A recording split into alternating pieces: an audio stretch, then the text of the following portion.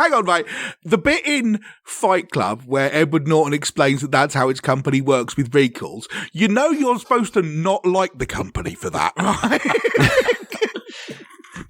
You're not meant to go, yay! Sensible capitalism for a happier Britain.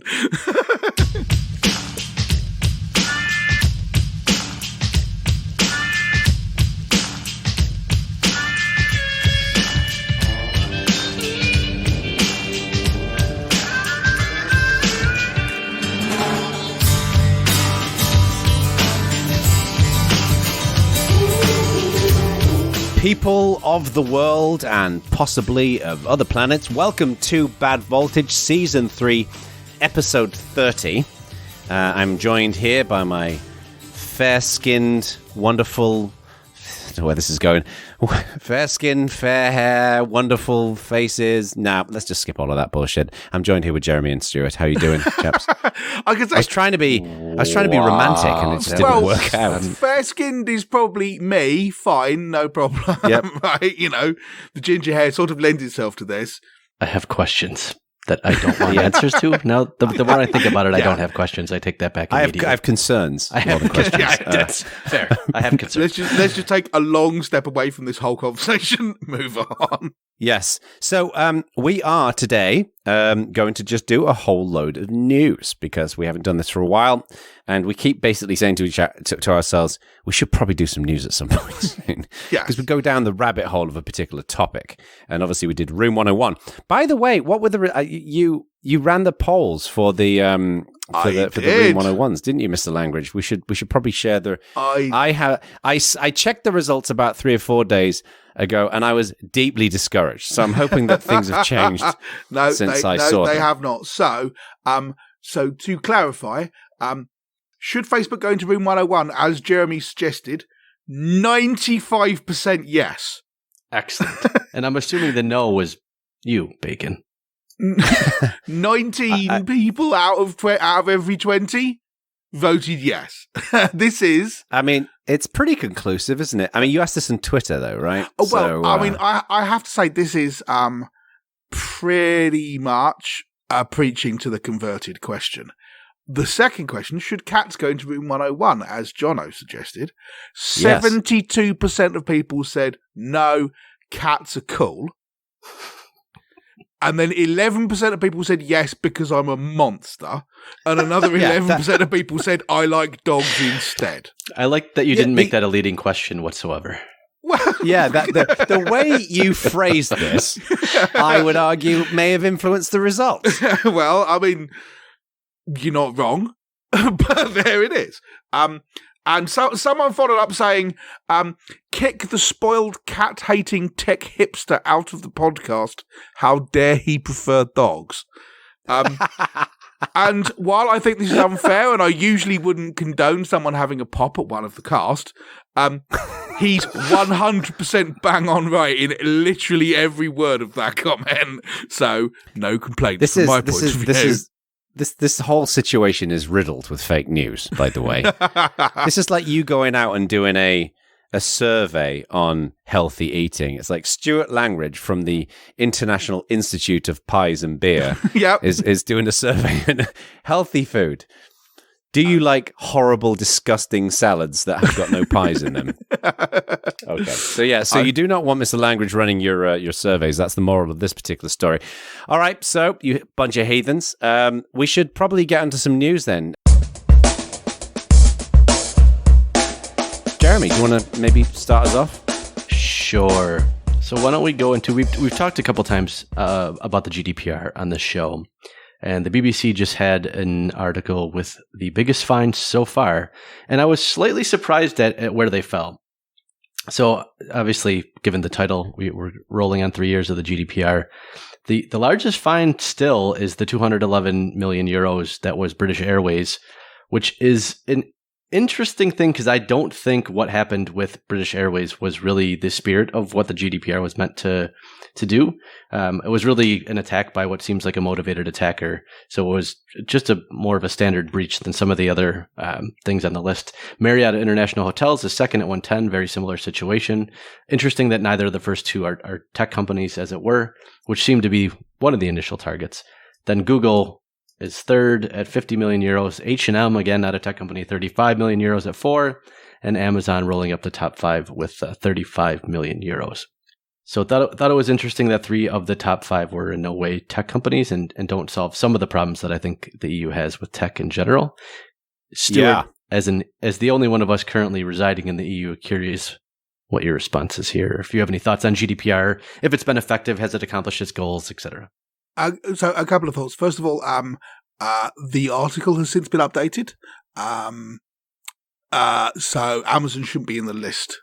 They were fined for similar sorts of things, but not actually under the GDPR. France have an e-privacy directive, and they were fined under that instead. So I read it at about 11 o'clock East last night. So it's been updated very recently then. Yes, they have updated it today, in fact, which I noticed. But yeah, so now, I mean, the list will say, but Google at the top with 50 million euros and British Airways are a bit further down and so on. But yeah, it is, to be honest with you, disappointing. When Google got fined in 2019, they were one of the earliest, and it was a pretty substantial fine. I mean, fine, not necessarily a substantial fine to Google, but the idea that here is a new thing coming in and we're going to sting people for £50 million or 50 million euros. And they appealed and lost, which was setting precedent then because of that. Oh, yeah, totally. And that looked good. It looked like there was going to be not only teeth, but a willingness to enforce this law against people. And there has been some of that, but not all that much, to be honest with you. And I don't think there's been a serious sea change in the way people think. Now, certainly in the discussions that I'm seeing with companies, the GDPR comes up a lot now, where it didn't before. People are aware that they have responsibilities under this, which they weren't before. And to that extent, it has moved the needle. People are now thinking, but what do we do about GDPR compliance? They're not doing it to say, we should act like this. They're like, oh, GDPR demands that we don't do this thing even though we want to. But they are at least listening. And that sort of helps. I mean, this is, what's supposed to happen. So it's getting in there. And to that extent, maybe it's worked. But equally, I saw someone mention on Twitter a couple of days ago that all the primarily American news websites which say, because of the GDPR, you're not allowed to see this page, but we're working hard on technology which will allow you to see it. Maybe they're not actually working that hard since they put those notices up 3 years ago and they haven't changed them since. I ran into one like a week ago. I followed a link somewhere and it said, blur GDPR, so you can't see this. And I thought, what? It's been 3 years. So I feel like maybe people are actually trying that hard to fix this. So I think the GDPR has inserted itself into the conversation in a way that it's now become routine for people to say, what are our GDPR requirements while we're building this project? They might do it with a roll of their eyes and a sigh, but they are doing it. Whether it's changing the way Google or Marriott International Hotels or British Airways or Telecom Italia or H&M, whether any of these people are actually going to stop doing this thing rather than treat 35 million euros as the cost of doing business is another question. Right. Yeah. Right. I think when California got on board, more American tech companies started taking it seriously because it was, domestic compliance with the as well. CCPA, yeah. And I think that's the way it's got to work. The EU have historically been much more willing to take a stand on this sort of thing and much earlier than other governments, particularly American governments, have chosen to do so. Now, that may be a good thing, maybe a bad thing. We talked about it being potentially a bad thing in in the last show, but it means that it can act as a trial balloon. So people trying to put together the CCPA, the California Privacy Law, for example, can look at the GDPR and say, what did they do right? What did they do wrong? Yeah. Right. And they've got cover for saying, look, they did this and the world didn't fall apart. You know, and I think the EU are kind of happy to be a trial balloon on this sort of thing. So, has the GDPR done what we were promised? Dunno. I think we will eternally be asking that question. Yeah, but I don't think it's been useless, or a waste of time, or a boondoggle. Yeah. Okay. But we have a difference of opinion here, by the sound of things. I just think it's a funny bar when I don't think it's been useless. Yeah. For how profile it is, or was at least, not being useless is not exactly a ringing endorsement. No, this is this is fair comment, but it's regulation. Yep. I can't think of a single piece of regulation which you would point at and go, that's great, and it genuinely did make the world better in all possible ways. Fair. Yeah. I don't care. All right, let's move on. I have a bit of news to share. Go. So we were talking about NFTs a little while ago. These non-fungible tokens, for people who didn't catch the episode and are not familiar with this, it's basically a way in which you can sell something unique online. So years ago, back in 2007, one of the YouTube meme videos that became this is the stupid video popular. about the kid. I saw this. It's called Charlie Bit My Finger. Yeah. It got 900 million views. And it's basically two kids. One's a baby. The other one's a little bit older, maybe 5 years old. And this kid bites his finger. And that's it. Anyway, the owners of this, some family in the UK, decided to sell it as an NFT. And I actually saw it when it just I read this news when it just kicked off, and they had about $10,000 worth of donation of bids. It was an auction, and they ended up selling it for $760,000, just under $761,000. And they're going to take it offline, so you'll own it, and this person will have the right to parody as well. And I wonder whether this is going to start becoming a bit of a thing, because I don't know how much YouTube money you make from 900 million views. Someone must know this, right? There's probably a calculator online, generally how much you'll make, but I'm guessing it's not necessarily $760,000. You think? I mean, maybe. I don't know. Top YouTubers are millionaires. Yeah, and if you get 1 million views on a video, that's good. And if you've got 900 videos, all of which have got 1 million views, that's a good point. Good.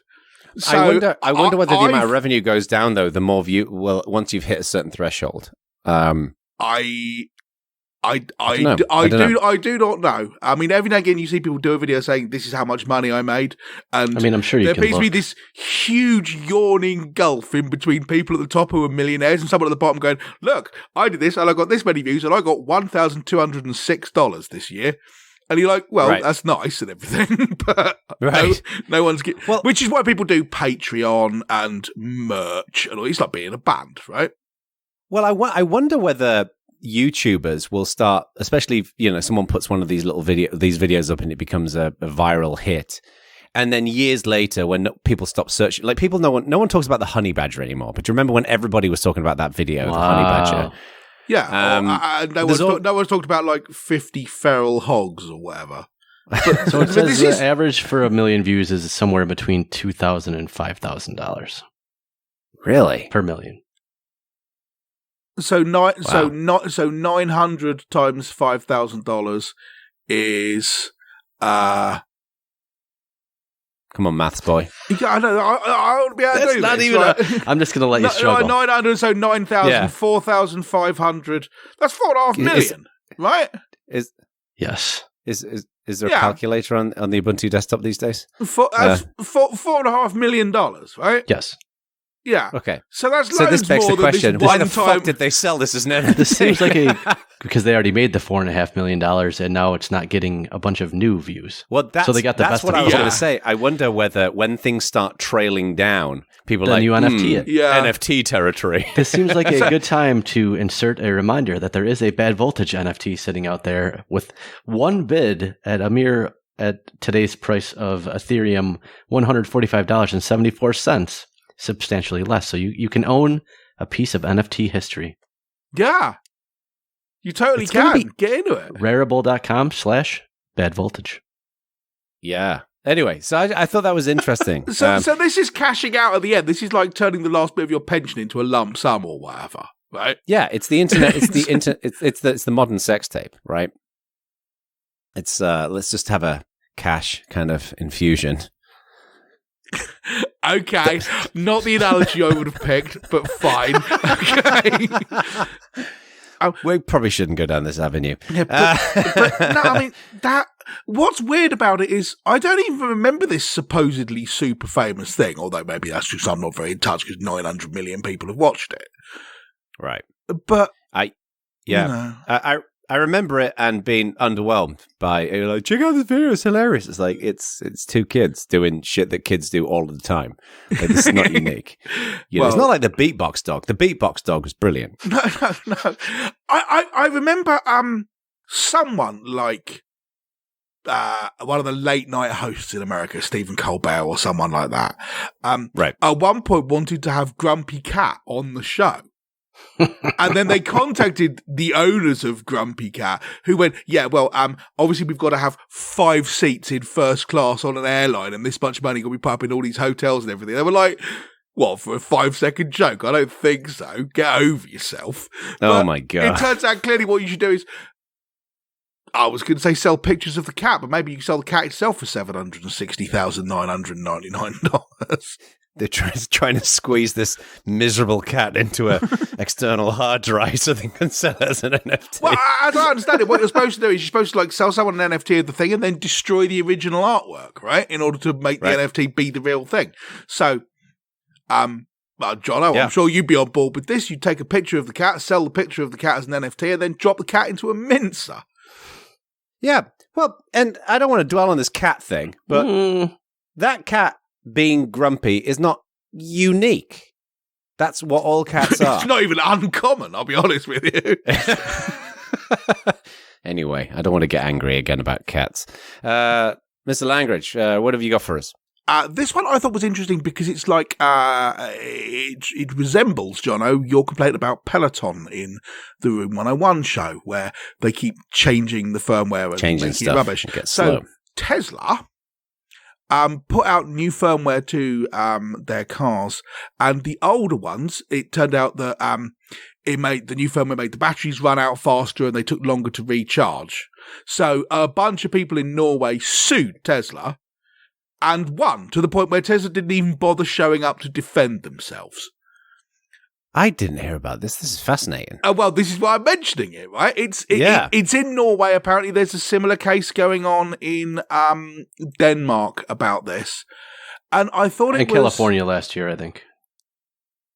Okay. No, I didn't. So hang on. Can you explain what was the complaint was about them reducing battery life? Yeah. So I don't like that characterization, because what they actually did is made the maximum voltage a little bit less, because they had a couple problems with fires in the S. Okay. So they were limiting how much you could charge it at the very upper boundary, which in theory does mean the car will go less far, but it's not like they made the battery drain faster. Yeah, but from a customer from the customer's point of view, right? Owners of Tesla Model S vehicles, quoting from the article here, owners of Tesla Model S vehicles purchased between 2013 and 2015 found that after they downloaded and installed the code in 2018, the electric batteries powering their cars ran out of juice faster than usual and took longer to recharge. So that is, from a customer's point of view, I bought a thing, and then after I'd bought it and given you the money, you reached out from Tesla headquarters and made it crapper. Now, they may have had reasons for that, Yeah, it turns out if you bought something that's basically a piece of technology with 4 wheels, they learned a bunch of information about battery degradation in the 5 years since they shipped it, and they said, we're going to extend the life of your battery by making it charge slower, which reduces heat, which given battery dynamics makes a lot of sense. And we're going to limit the upper range of how far it will charge because they've literally been starting on fire. This seems like solid engineering principles it doesn't applied. Seem that, yeah, and it doesn't seem that controversial to me. No. That seems like a perfectly reasonable argument for Tesla to have made in contest. And they didn't even show up. Like most other car manufacturers would have had to recall their cars and change out things and inconvenience you. Tesla sent you an over-the-air update and software, fixed it for you. Well, and maybe the reason why Tesla didn't show up is because, I mean, according to the article, which, by the way, should be noted is the Register, which is not a reliable source, okay? But it said that they that the total for all of the payouts that they made was $490,000. That's nothing. It's probably just cheaper for them to just pay it. Them sending one lawyer would have cost them more than that. Yeah. I think that's probably why. I mean, the optics aren't great. They're not. The fact that it didn't show up. This is the thing. If Tesla are going to say, well, this is back to the thing we said 2 minutes ago. They're going to say, well, having to be found guilty in court of screwing customers over, but it's only $500,000, so who cares? Yeah, the optics do not look great for doing this sort of thing. Well, what I mean is the optics of them not showing up to the court. Like them deciding financially it's going to be cheaper to just, these people are pissed off. Let's just give them some money and we'll make good on it. And then we'll just save everybody a bunch of heartache. Makes sense. Well, hang on, mate. The bit in Fight Club where Edward Norton explains that that's how his company works with recalls, you're supposed to not like the company for that, right? My point is, you're not meant to go, yay! Sensible capitalism. No, happier Britain. My point here is, they went to court. They made a complaint. They consider their complaint reasonable. I think there's questions around that, to Jeremy's point, but they won and they got paid for it. So it was good for the people who went to court. Tesla didn't want to spend a whole load of extra money in fighting it. It's good for them. This seems like a good win. I mean, and I don't, to Jeremy's point, look, this is the world we live in, right? If you go and buy a piece of technology that gets updates over the air, it's gonna change.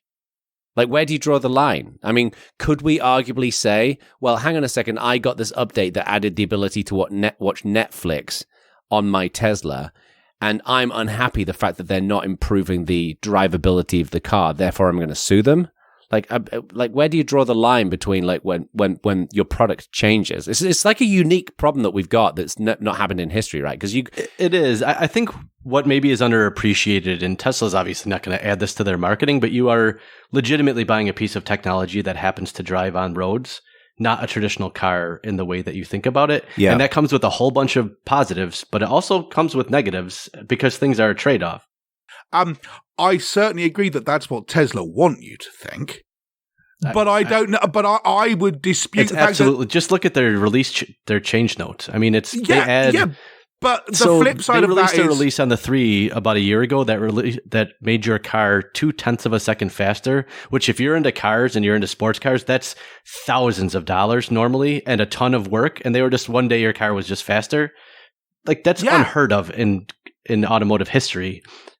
It's going to come with some bumps along the road. I agree with you, but that does not mean that because Tesla have stated that, well, they haven't stated, but they're attempting to imply that you're buying a piece of technology and reaching out and changing it after you bought it is a perfectly legitimate and reasonable thing to do, and that's the way of the future. Just because they're saying that does not mean that it's been established that that's the case. And court cases like this are exactly about the distinction between maybe this is going to be the future for everything we buy, but it currently isn't.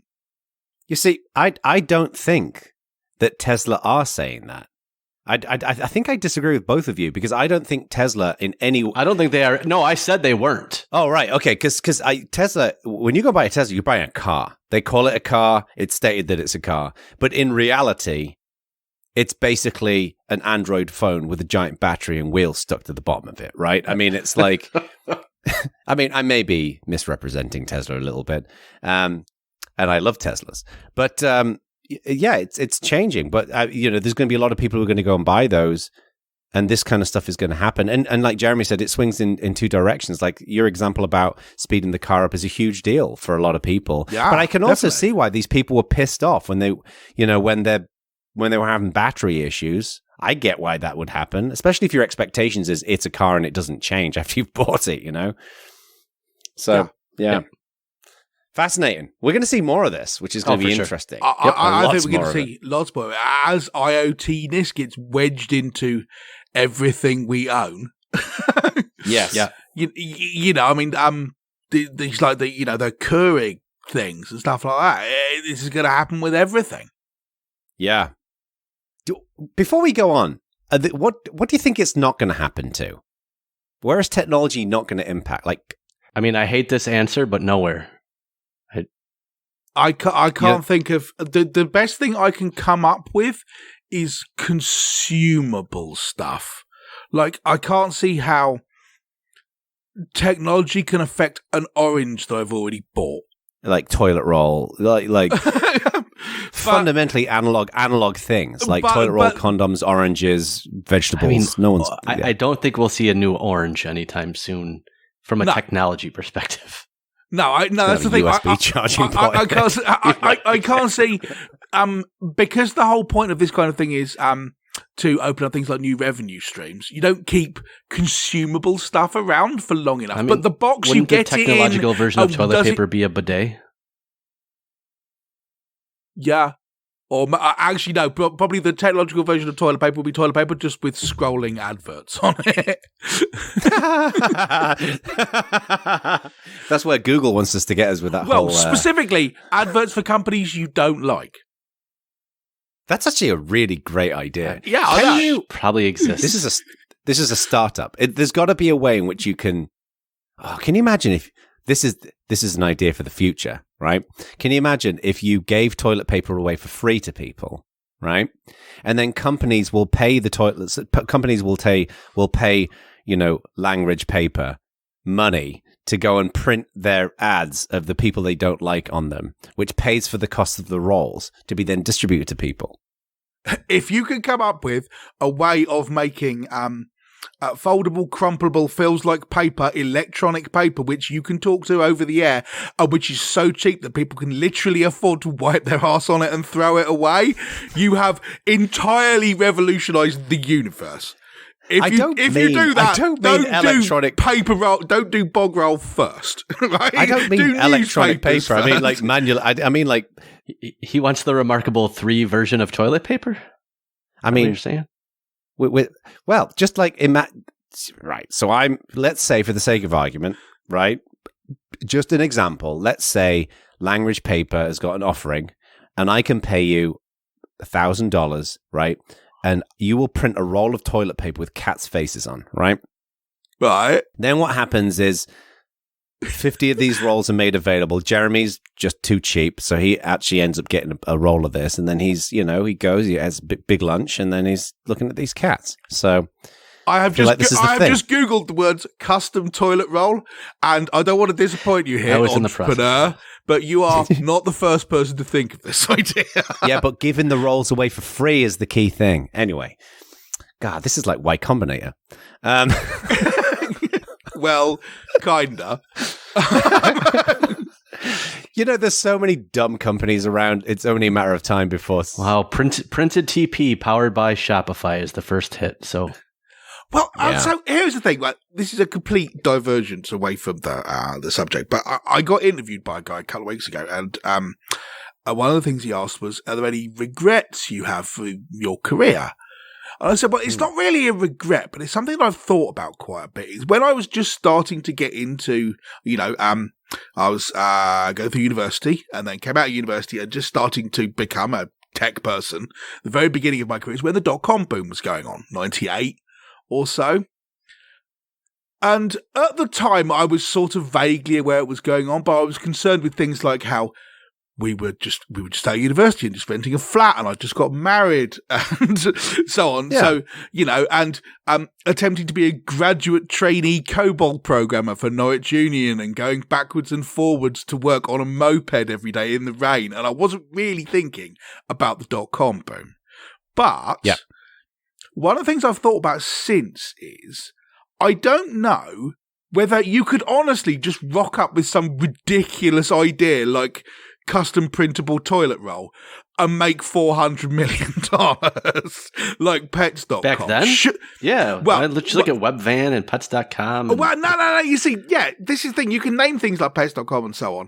But so there were two thoughts in there about that. The first one is I don't know if that works if you're in Norwich in England rather than in San Francisco. Probably not. That's a good point. But secondly, I don't know. It's the sort of thing where people will sneeringly go, if you literally had any idea, then it's fun. But I think a lot of it might have been because someone's brother knew a VC or something like that. I don't know if you could literally just have no idea, have no contacts, and just rock up in town with a pitch deck. Probably not. And get the money. And so I don't know whether it's a regret, because the second thought is then why am I not doing it now? But this is we should talk days. about in a show. I bring this up because Jono, you probably thought about it. Jeremy was probably running a fucking sneaker store or something in this town and taking it public at the same time. There is some story like that in the past, if I remember right, about Jeremy. But we should talk about in an episode sometime about companies in different parts of the world. Right, because you've got all these tech hubs that are forming in London, Berlin, Paris, and then, not just Silicon Valley, like places like Boston and New York and whatever else. And I'd be interested to talk about, like, you always hear about the Silicon Valley big success stories, but what about these other companies around? Like, are you at a disadvantage if you're in Boston, for example, or in Birmingham or London or whatever? That'd be an interesting thing for us to dig into. Write it down in the planning doc. I'm putting it into the planning doc. It would be interesting. I mean, one of the nice things there is, Jeremy, you've presumably got a good sense of the distinction between New York City and Buffalo, Silicon Alley, as it's called. Yeah. Right. Oh, is that what it's called? Okay. Yeah. Mm-hmm. But because I haven't really got that because. Yeah, there's a fairly big distinction between Birmingham and London, but then there's a big distinction between London and San Francisco. But New York is the other big place. As far as tech goes, I think you were at a substantial disadvantage if you weren't in the Bay Area up until recently. I think that's definitely in the last few years changed. And I think the pandemic has accelerated it changing. You look at Miami's now like the new VC hub where everyone wants to go to. Yeah, Austin, there's a bunch of people moving there. I think it's changed, but there's still a density of people in the Bay Area that just having that density creates a kind of activity that's difficult to replicate, but it's changing. I don't know very much about this, but that's really interesting. So I put it in the doc. We will talk about it in the future. So what's next? Speaking of things people probably regret, did you see that Internet Explorer 11 is going to be retired on June 15th of 2022? I did. Yeah. Honestly, didn't realize it was still a thing. So here, though, is the greatest part about the announcement. By moving to Microsoft Edge, you get everything described above. Plus, you'll be able to extend the life of your legacy websites and apps well beyond Internet Explorer 11 desktop application retirement using IE mode. Internet Explorer mode in Microsoft Edge will be supported through at least 2029. And what blows my mind here is I don't know if I could think of a more stark difference between Google and Microsoft, where Google's what was the last one? Google Cloud Print. It was like, I know you've been using this for years. Find a new replacement in the next month. Microsoft announces it's canceling IE11 in 2022 with an extended support option through at least 2029. Yeah, but take a lesson from this. But it's incredible. There is a reason that they've still got 90% of the desktops in the world. Because they care about this stuff. Yeah. And every time, so remember when they bumped the support date on Windows XP?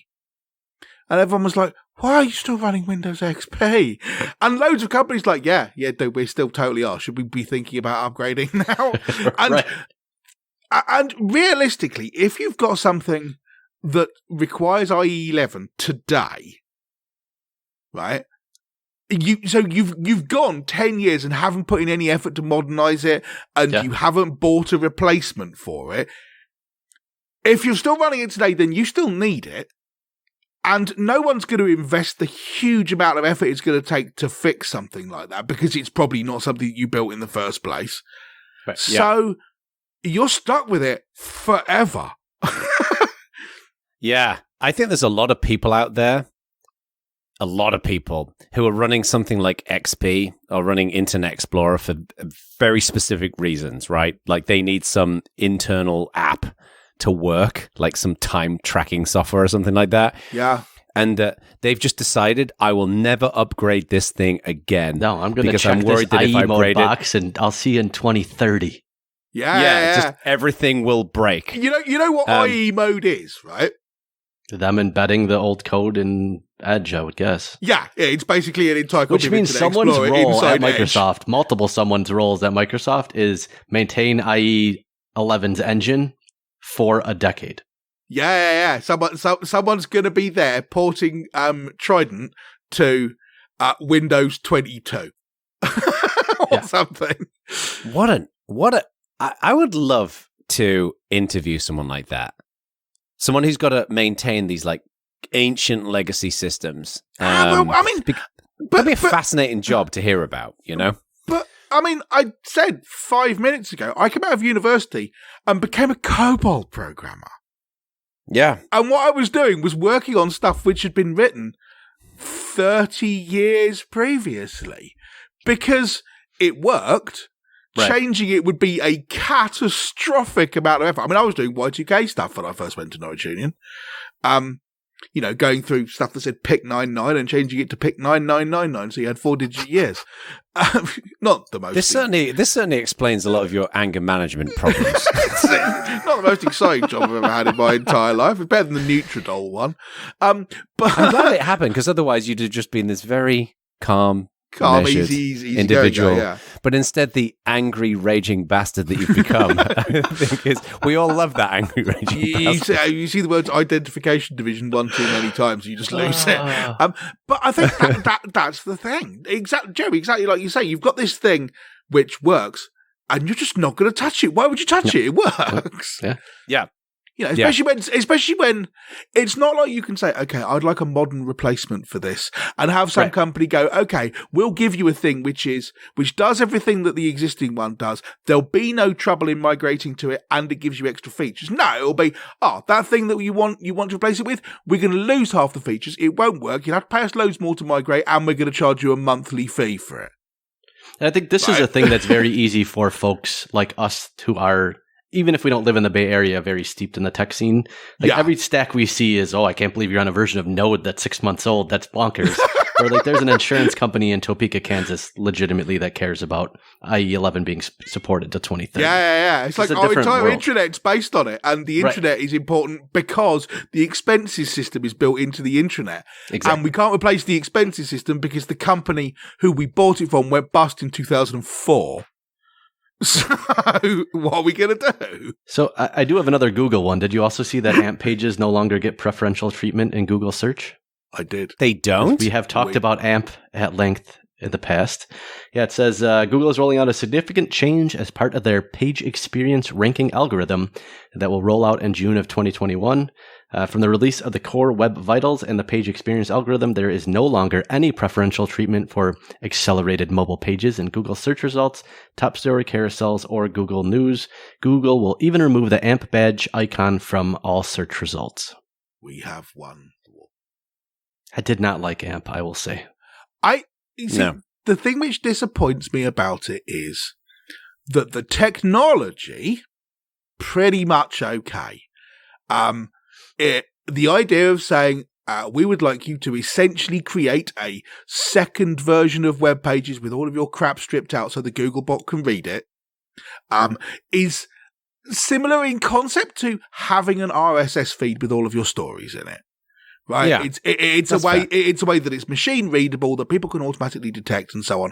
That seems fine. But then Google then went, okay, if you don't do this, we'll we will de facto mark you down in search by marking everyone who does do it up. Right. And it stopped being, hey, here is an interesting technological thing, and started becoming a way of Google strong arming people into doing stuff. And everybody hated the fact that they had to do it. Yep. Yep. Did you see that they also added the follow feature to Chrome, which is just subscribing to RSS feeds? It's just subscribing to RSS feeds. I have decided. I don't know what's going on. Well, no, you see, here's the thing. My instinctive reaction. Jono, I don't know if you saw this. No. So you can follow a web. Google are going to detect when a website is followable and give you the option to follow it, at which point news stories and stuff, and that will show up in Chrome. It's an RSS reader built into Chrome, just like Firefox used to have 15 years ago, where you got the little RSS icon in the bar. Yeah. It's just that. I forgot about that. I have decided, on balance, my instinctive reaction was just to be snarky about this. But I've decided that instead of going, Google, you've got no idea, this is just RSS, why don't you get it? I'm going to go, nah, let's get on board with this. Because they haven't invented a new weird thing. They haven't made it Google specific. They haven't made it so you're tied into it. This is Google supporting RSS, the open web, open standard, which everyone can have on the open web, and putting it in Chrome and putting it up front in Chrome will massively accentuate the number of people who want to do this, which makes it better for everybody. And the only reason to take the piss is because they're presenting it like it's a new thing when we all know it's 15 years old. It's just like Google Reader, but different. Yeah, I mean, I think it makes perfect sense, because the concept of RSS, you've got to be kind of technical to understand that as a concept, but a follow button is well understood in the current culture of using tech. And who cares? Like, what I don't get is, who the fuck's going to use this? Like, that's not how people consume information anymore.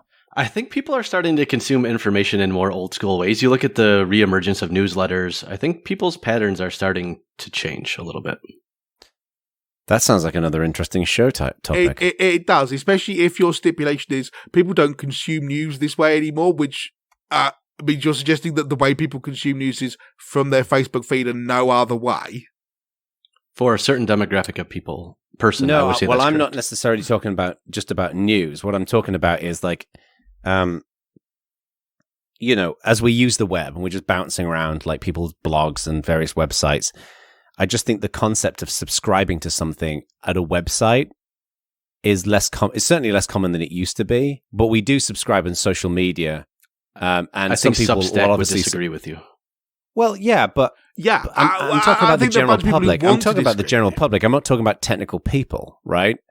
And you could argue, of course, there's Medium, right? Some people are following people on Medium. I'm not saying it doesn't happen. What I'm saying is that I wouldn't say that the vast majority of people who are using the internet are going around subscribing to websites. I am short of stats on it, but if people were to change back to doing things that way, largely, that benefits the open web generally, but it also benefits Google. Because from Google's point of view, as long as you're doing stuff on the web, they're happy with it.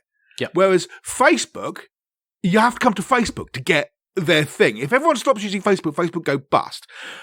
In order for Google to stop being valuable, the web as a whole has to go away, which is why their big threat is things like Apple News and stuff like that, right?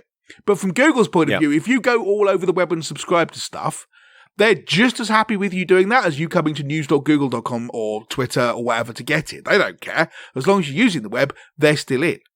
So them encouraging people to do this is good for Google, strategically. Yeah. What's interesting about this is if we're talking about outside of the social media platforms, right? So, for example, I love Google News. Because as a general rule, it does show me news that I care about. Sometimes it will go down a path and I'll just say, I don't want to see anything about the Kardashians or whatever. But generally it's okay.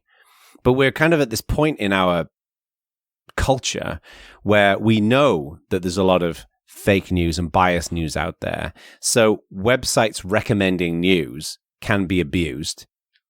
So maybe that will kind of usher in an era of people manually going and subscribing to things. But then my concern will be they'll only subscribe to the news stories that have the messages that they want to hear, right? It creates bubbles. It doesn't pop the bubble, it just changes the bubble. Yeah, but the flip side of that is I think, and this might be wishful thinking on my part, but I think people are starting to become suspicious of gatekeepers. People who say, well, we can mediate the experience on your behalf so you don't have to do all that stress and going out and finding things. This sounds like a show.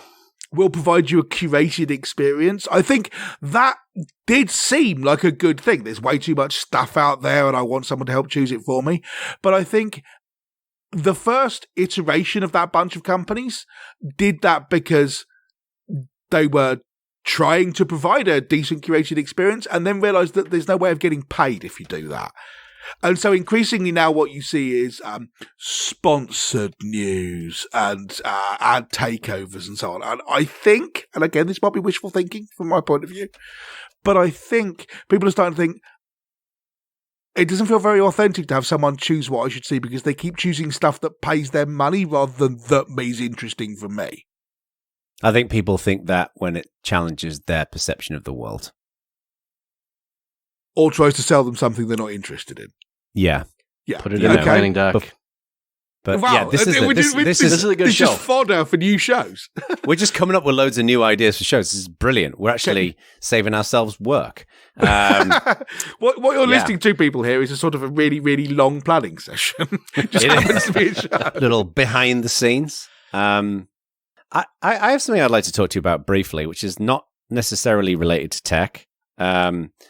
But have you both noticed the increased amount of news about UFOs recently?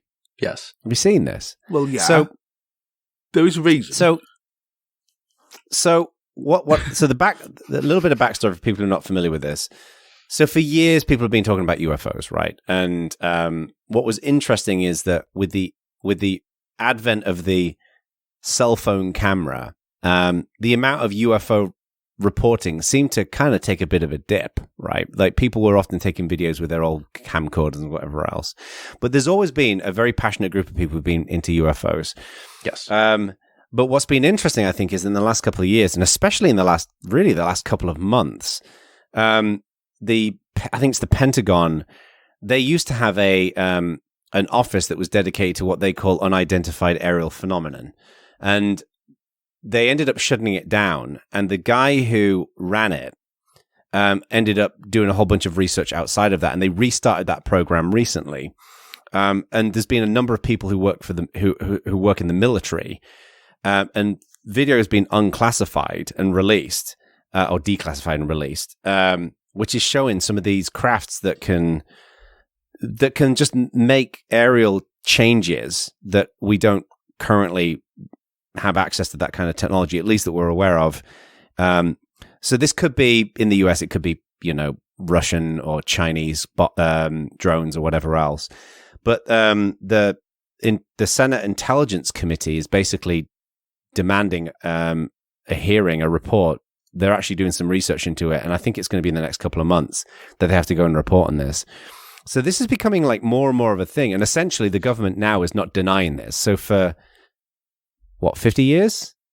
This has all been denied. Like the government has never ever acknowledged that this is a thing, and now they're starting to acknowledge that this is actually a thing. I just think it's interesting, the uptick in this and the change in tone in recent years. I think, especially in the last 6 months, I think is notable. It's a bit more nuanced than that, in my opinion. So a couple of things should be stated up front. The first one is that there's a bunch of talk about UFOs, by which I mean unidentified flying objects. No one thinks they're aliens, right? Nobody thinks this. No one.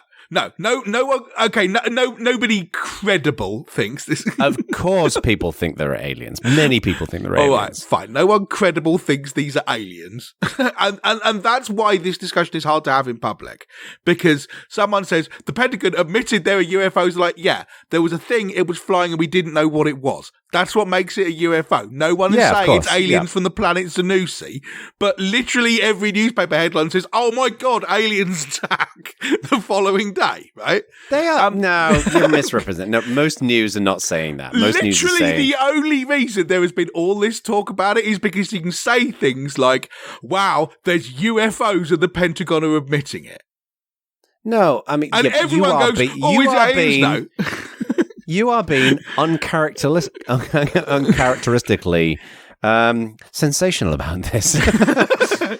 I mean, there are some people who are doing that, nutcases, right? But I think most of the news reporting that I've seen, at least on credible sites, has been, hey, this is kind of interesting that the Pentagon's acknowledging that there's some weird craft that are appearing in protected airspace, and that we need to figure out what it is.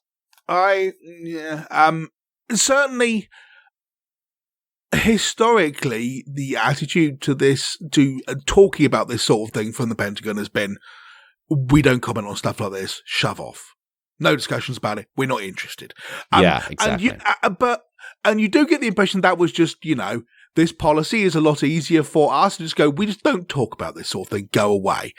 If your comment is always no comment, you never have to comment. Yeah, exactly. I mean, there are, from back in the 50s and so on, there are, since declassified reports from high-up government officials who were like, are aliens real? Are these really spacecraft from another planet? We would very much like to know if they are. And not just saying they don't have any evidence one way or the other, but bemoaning the lack of such evidence, right? So all the Area 51 nutcases have glossed over the fact that they did really want it to be the truth. They were like, maybe we can genuinely get like alien space technology and ray guns and what have you. This would be great. But that was in the 50s. I mean, right. Since then, 70 years on, if you spend your entire career flying around in the sky, I'm assuming you're going to see a couple of things you didn't know what they were. And some of them seem to have change direction quickly or whatever. But I think what's interesting here is mostly the Pentagon have had to say, we actually have reports on this. And everyone went, well, we knew that you had them, right? You must have had. Yeah. Having the reports is not the complicated bit. And admitting that you have the reports is not somehow giving credibility to the idea that Martians came to attack the US Air Force. What I think is especially interesting about this is, and putting all the alien stuff to one side, is if something appears in a country's airspace, that's a problem, right? If an unapproved craft appears in a country's airspace, that's an issue because it could be a threat. What I think makes it even more concerning is when the thing that is moving can make change, can change its direction at breakneck speeds. So what I thought was really interesting is that 60 Minutes, a pretty respectable program, did a feature on this recently, and it's actually well worth watching. And there were these two people who work for the U.S. Army, this woman and this guy, and they were out flying and they saw this thing. And if I remember correctly, they said that this thing moved, the speed that it moved, it was like, it basically moves something like 50, 60,000 feet in a second, right? And there just isn't anything that they were like, we know this is not something that we have technology for, right? So if there is another country, a potentially hostile country, whether it's China or Russia or whatever, that has that kind of technology and it's in your airspace, putting the aliens thing to one side, that's an issue. That's something you should look into. Now, whether it is little green men kind of coming to Earth is a whole separate question. But putting that to one side, you've got to look into it. But I know what you mean. Right. It sounds like you are skeptical of aliens, just Mr. Langridge. But I think I'm genuinely surprised by that. I am as well. Why are you skeptical? Because there haven't been any.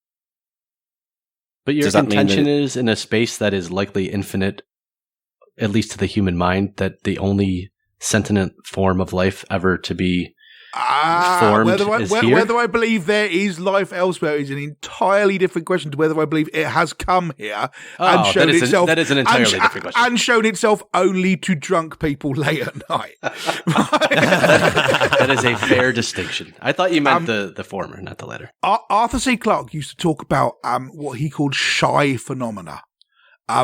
Things which there were lots and lots of stories about, but were curiously reluctant to appear on film. And right. Jono, your point about how everyone on Earth, everyone in about half of Earth now has a camera in their pocket, is, to my mind, one of the best examples of why Bigfoot isn't real. Because for every one person who happened to go up into the woods in 1972 with a Super 8 camera in order to film Bigfoot, now literally everyone in the woods has a camera in their pocket, and there are hundreds and hundreds and hundreds of Sasquatch sightings, right? Yeah. And aliens are the same thing. The advantage with this stuff is that if you are in a F-14 or something, and a mysterious thingy appears in front of you, it's not like you're reliant on the pilot going, I saw this thing and it was blue and it went really fast. It's being tracked by a million kajillion different radar thingies and what have you, right? So they should have a whole bunch of data. And this is what this chap Elizondo, who, according to the Washington Post article, ran the secret in the basement group in the Pentagon who investigated this stuff. It's not at all clear to me whether this guy actually did do this or what. No, he did. As far as I'm aware, he did. I think he was the guy who was interviewed on 60 Minutes. Yeah. I think. I'm not 100% certain on that. Yeah, and this guy Reed said that this guy Elizondo is the one who ran this, but whatever, right? If he's doing it, one of the things he said was, we've got military data collection capabilities. Point to this stuff. This is the thing, right? These things are being filmed on military cameras and they're being seen by military radar and so on. So they ought to be able to quantify how fast did this thing move? Was it really there? What might have caused it? You know, in a way much better than some bloke's shaky camcorder thing. Yeah, I mean, the fact that it is the military, I think, makes it a lot more compelling, a lot more objective. Like you say, they've got cameras mounted to those airplanes that can... I mean, one of the things they said as well was that when they were filming it, right, because they've got the cameras on the planes, and they can track the velocity of another craft based upon it, right? It's basically got this kind of like pretty complex image detection, and it was too quick. It moved too quickly for the camera to track it. That's pretty compelling. Now, again, it wouldn't surprise me at all if this is a drone or whatever, but the fact that something can move that quickly, and the other thing that I thought was interesting is that a lot of these craft don't seem to have any, I forget the technical term, like, but you know, and when you've got propulsion, you'll see like the trails that kind of come off the side of it, that they didn't have any of that as well. Like, there's no heat register. Well, It's kind of spooky. From my point of view, I feel like they must have been filming these things for years and years and years and years, and have collected tons and tons and tons of data. So I don't get why we don't know more about them. Well, and I wonder why this is. If it's real, you know, this is the point. I'm not. I believe that the military are telling the truth in this particular case. What I don't know, and I don't want to sound like a conspiracy theory lunatic because I'm not, but I don't know why they're starting to share this information now. It seems like there's been a lot of this kind of coming out over the course of the next 3 or 4 weeks, over the last 3 or 4 weeks. And I wonder why now, like why, I think they've probably got hundreds and hundreds of these reports from pilots and whatever else that are sitting inside. But why now? Why is it public news that the Senate Intelligence Committee is requesting a report? Like, now, I agree with you, but I feel like I ought to point out, when you said you don't want to sound like a conspiracy theory lunatic, you do in fact sound quite like a conspiracy theory lunatic. Well, by asking that, you think by asking that question, that's... A lot of times what happens with things like this is one credible piece of information either got foiled or declassified for whatever reason and became the base of something where it's no And then it longer became a plausibly thing. deniable, right? Yeah. Yeah. I don't think asking the question makes me a conspiracy theory. I think me saying there's a giant government conspiracy to keep the people in the dark makes me sound like a conspiracy, and I don't believe that. Asking the question why now, I can't think why. The obvious answer to that is now's when a journalist found out about it or something. If there's any other answer to that question, it sort of implies, are they trying to distract us from something or whatever, which does sound like conspiracy No, stuff. I'm asking that question, and it may be, like, the answer may be, to Jeremy's point, let's say something got declassified or something got leaked by a whistleblower, and then it's become a thing. I'm perfectly happy to buy that. I just want to know what happened, and I don't know what happened to generate this. There's a lot of news about this right now, so... Yep. So reeling it in, as I know we're going a little bit long here, was there any other must-cover news on either of your agendas? think so. We didn't talk about Amazon and MGM or Freenode or NVIDIA capping crypto cards. We may have to do there's a more lot news going next on. time. Yeah. Yeah, I know, right? Fuchsia's in the wild. Fuchsia. Yep. There's loads of stuff going on. Yeah. But we've now got enough shows. We've got a bunch more news, and we've now got at least 2 more ideas for shows.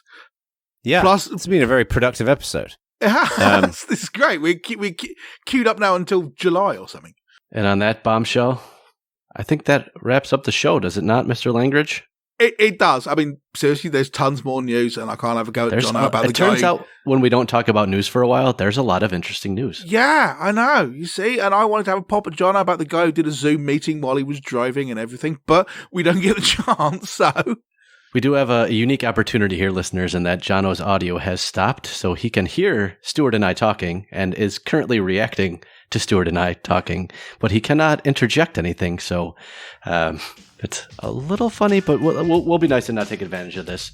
Thanks again to Marius for mixing this show and others. Yes, go to nerdzoom.media.